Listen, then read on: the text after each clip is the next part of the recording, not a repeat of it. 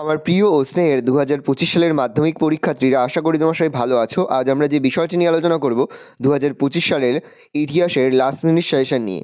আশা করা যায় এখান থেকে এই সমস্ত প্রশ্নই কিন্তু এবছরের পরীক্ষায় তোমরা কমন পেয়ে যাবে। তো হাতে গোনা কয়েকদিন পর থেকেই শুরু হয়ে যাচ্ছে 2025 সালের মাধ্যমিক পরীক্ষার্থীরা।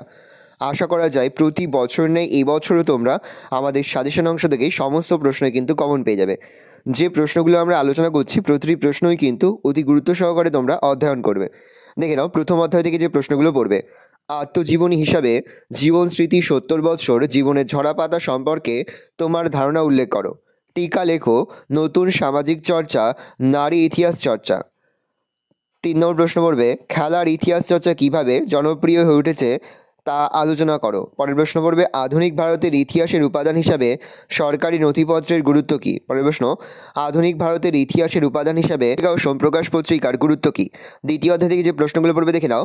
হুতুম প্যাচার নকশা থেকে কলকাতা সামাজিক ইতিহাস লেখো। পরের প্রশ্ন পড়বে, শ্রীরামকৃষ্ণের সর্বধর্ম সমন্বয়ের আদর্শ কী ছিল। পরের প্রশ্ন পড়বে, নারী শিক্ষার প্রসারে ঈশ্বরচন্দ্র বিদ্যাসাগরের ভূমিকা সংক্ষেপে আলোচনা করো। পরের প্রশ্ন পড়বে, পাশ্চাত্য শিক্ষা বিস্তারে রাজা রামমোহন রায়ের অবদান আলোচনা করো। যে প্রশ্নগুলোর পাশে 5 স্টার দেওয়া রয়েছে সেগুলো কিন্তু এই বছরের জন্য গুরুত্বের নিরিখে এগিয়ে রয়েছে। পরের প্রশ্ন পড়বে, আধুনিক চিকিৎসাবিদ্যা চর্চায় কলকাতা মেডিকেল কলেজের ভূমিকা আলোচনা করো। পরের প্রশ্ন পড়বে, টিকা লেখো, প্রাচ্য পাশ্চাত্যদ্বন্দ্ব নীলদর্পণ নাটক কলকাতা বিশ্ববিদ্যালয়। পরের প্রশ্ন পড়বে, পাশ্চাত্য শিক্ষা বিস্তারে ডেভিডিয়ারের অবদান আলোচনা করো। পরের প্রশ্ন পড়বে, হিন্দু প্যাট্রিয়ট পত্রিকা থেকে 19 শতকে কোন সামাজিক চিত্র পাওয়া যায় তা আলোচনা করো। পরের প্রশ্ন পড়বে, উডের নির্দেশনামা সুপারিশগুলি লেখো। তৃতীয় অধ্যায় থেকে যে প্রশ্নগুলো পড়বে দেখে নাও। টিকা লেখো, সাঁওতাল বিদ্রোহ, মুন্ডা বিদ্রোহ, কোল বিদ্রোহ, বারাসাত বিদ্রোহ। পরের প্রশ্ন পড়বে, তিতুমিরের ওহাবি আন্দোলনের সংক্ষিপ্ত পরিচয় দাও। পরের প্রশ্ন, ঔপনিবেশিক সরকার কী উদ্দেশ্যে অরণ্য আইন প্রণয়ন করেন। পরের প্রশ্ন পড়বে, নীলবিদ্রোহে বাঙালি শিক্ষিতদের মনোভাব সংক্ষেপে আলোচনা করো। পরের প্রশ্ন পড়বে, 19 শতকে ভারতের কৃষক অসন্তোষ বা বিদ্রোহের কারণগুলি আলোচনা করো। এবার দেখে নাও, চতুর্থ থেকে যে প্রশ্নগুলো পড়বে, ভারত সভা কবে গঠিত হয়, এই সভা গঠনের উদ্দেশ্য ও কার্যাবলী আলোচনা করো। পরের প্রশ্ন পড়বে, আনন্দমঠ উপন্যাসটি কীভাবে জাতীয়তাবাদী চেতনা বিস্তারে সহায়তা করেছিল। পরের প্রশ্ন পড়বে, গোরা উপন্যাসে রবীন্দ্রনাথ কী বলতে চেয়েছেন। পরের প্রশ্ন পড়বে, টিকা লেখো, বর্তমান ভারত ভারত সভা। পরের প্রশ্ন, মহাবিদ্রোহের প্রতি শিক্ষিত বাঙালি সমাজের কী মনোভাব ছিল তা আলোচনা করো। পড়বে, মহারানী ভিক্টোরিয়ার ঘোষণাপত্রের ঐতিহাসিক তাৎপর্য আলোচনা করো। এবার দেখে নাও, পঞ্চম অধ্যায় থেকে যে প্রশ্নগুলো পড়বে। ছাপাখানার সঙ্গে শিক্ষা বিস্তারের সম্পর্ক আলোচনা করো। রবীন্দ্রনাথ ঠাকুরের শিক্ষা চিন্তা ও শান্তিনিকেতনের ভাবনার পরিচয় দাও। বাংলার মুদ্রণ শিল্পের বিকাশে উপেন্দ্র কিশোর রায়চৌধুরী ও তার প্রতিষ্ঠিত ছাপাখানা কীরূপ অবদান ছিল। পরের প্রশ্ন পড়বে, আধুনিক বিজ্ঞান চর্চার বিকাশে বসু বিজ্ঞান মন্দিরের ভূমিকা আলোচনা করো। পরের প্রশ্ন পড়বে, Indian association for the cultivation of science বা IACS এর প্রতিষ্ঠাতা ও বাংলার আধুনিক বিজ্ঞান শিক্ষাদানের ক্ষেত্রে ভূমিকা সম্পর্কে আলোচনা করো। টিকা লেখো, Kolkata medical college, Bengal technical institution. পরে রয়েছে ষষ্ঠ অধ্যায় থেকে ষষ্ঠ থেকে যে প্রশ্নগুলো পড়বে, টিকা লেখো, তেভাগা আন্দোলন, তেলেঙ্গানা বিদ্রোহ, বারদৌলি সত্যাগ্রহ, ভোপাল বিদ্রোহ। পরের প্রশ্ন পড়বে, বঙ্গভঙ্গ বিরোধী আন্দোলনে শ্রমিক শ্রেণীর ভূমিকা আলোচনা করো। পরের প্রশ্ন, অহিংস অসহযোগ আন্দোলন পর্বে শ্রমিক আন্দোলনের বিবরণ দাও।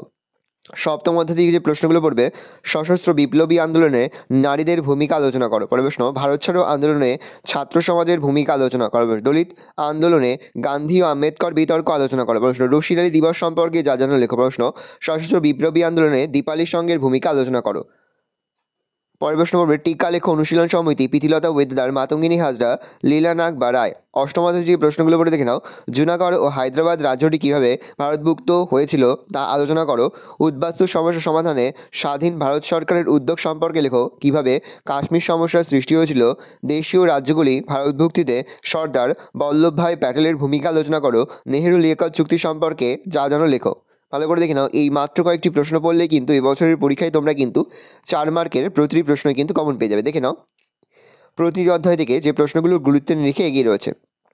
দেখো, প্রথম অধ্যায় থেকে তোমরা 1 নম্বর, 2 নম্বর, 5 নম্বর প্রশ্নগুলো পড়বে ভালো করে। দ্বিতীয় অধ্যায় থেকে 1, 2, 3, 4, 5, 7 আর 9।